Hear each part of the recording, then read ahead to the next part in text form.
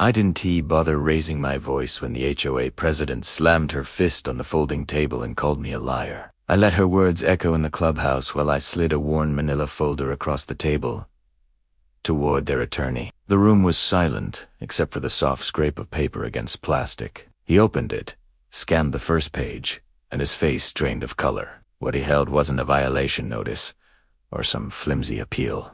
It was the original resort tract deed from 1954, signed by the county, clearly showing my family's ownership of the entire parcel on which every single house in that subdivision sat. I had spent months preparing for this moment, and now I didn't need to say a thing. Watching the HOA president sputter, watching her lawyer's hand shake as he whispered in her ear, that was enough. It hadn't started this way. When I first moved back to the property, my life was quiet in the best possible sense. My grandfather had built a cabin near the lake back in the 60s, back when the land was still just a scatter of farm plots and timber tracts. He passed it down to my father, and when Dad retired, he left it to me with one simple instruction. Take care of Italiano. I wasn't looking for conflict or control. I just wanted a place where my kids could fish off the dock, where I could tinker in a shed without the sound of traffic, where my evenings ended with the crickets instead of emails. It was supposed to be a retreat from noise, a patch of soil that held my family's roots. The property itself was modest in appearance, though anyone who knew the paperwork would realize how much ground it truly covered. The cabin sat on about 2 acres of cleared grass, but beyond that were trees, a strip of lakefront, and a wedge of undeveloped land that ran up into the hills. The shed I built out back wasn't anything fancy, just wood frame, tin roof, shelves for tools, and space for a small riding mower. To me, it was no different than my grandfather's original storage shed, which had long since rotted away. It was practical, personal, and fully on my land. That's why the first notice taped to the door felt so absurd I almost laughed. Bright yellow stamped with the HOAS seal. It declared that my unapproved outbuilding violated community guidelines and must be removed within 30 days. I didn't even know there was an HOA. My grandfather had never mentioned one, and the cabin predated the entire subdivision. But apparently, at some point in the late 80s, developers carved up nearby parcels, built vacation homes, and slapped a resort HOA on top of it all. According to the notice, my shed was illegal. At first, I assumed it was a mistake. I called the number listed, explained that my cabin wasn't even within their subdivision boundaries, and asked them to correct the error. The woman on the line was polite at first, but when I pressed her, she grew curt and said, "All properties within the resort tract fall under our governance."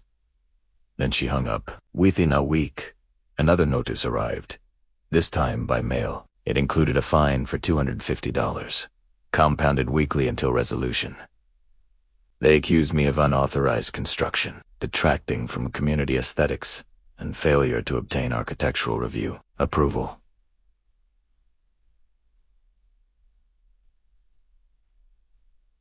I couldn't believe it. This was a shed in my backyard, on land my family had owned since before the resort even existed. Still, I tried diplomacy. I sent a letter to the board, including a copy of my deed showing clear ownership of the parcel. I offered to meet, explain, even let them inspect the shed if that would calm their nerves. Weeks passed. Then another letter arrived, doubling the fine and threatening legal action if I didn't comply.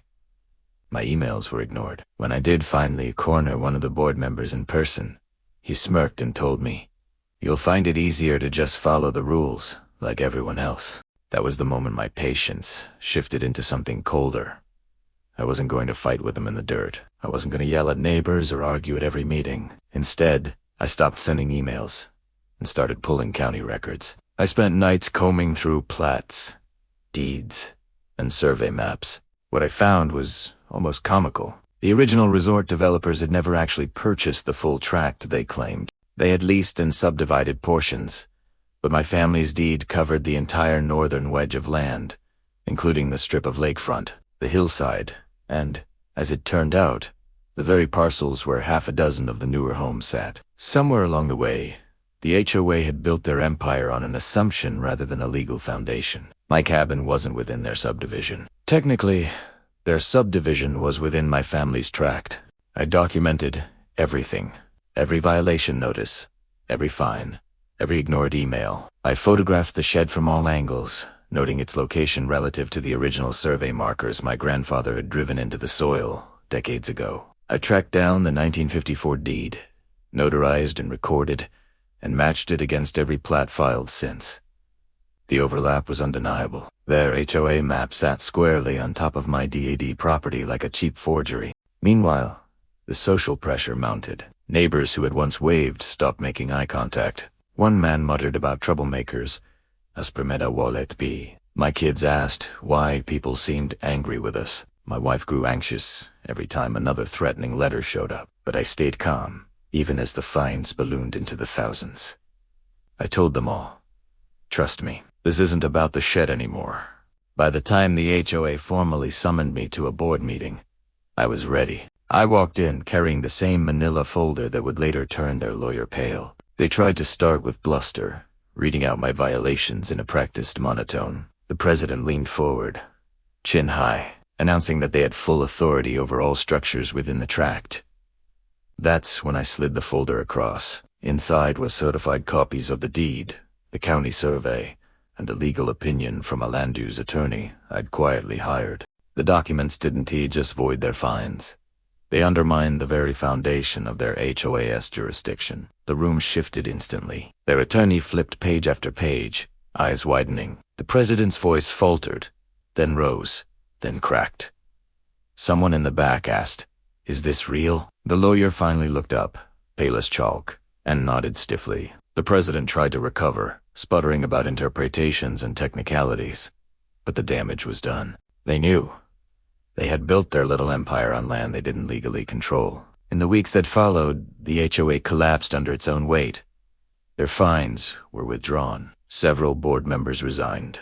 A lawsuit was quietly filed against the original developer, though I stayed out of it. The county updated their records to correct the plat boundaries, cementing what my family had always known.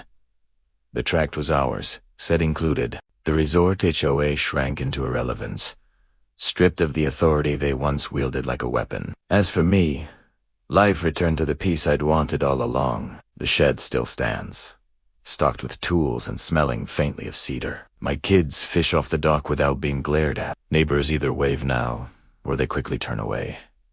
Either way, it's quiet again. And every time I walk past that shed, I think about the absurdity of it all. How a petty board tried to seize a backyard structure and ended up exposing the fact that they'd been squatting on my family's deeded land for decades. I didn't raise my voice.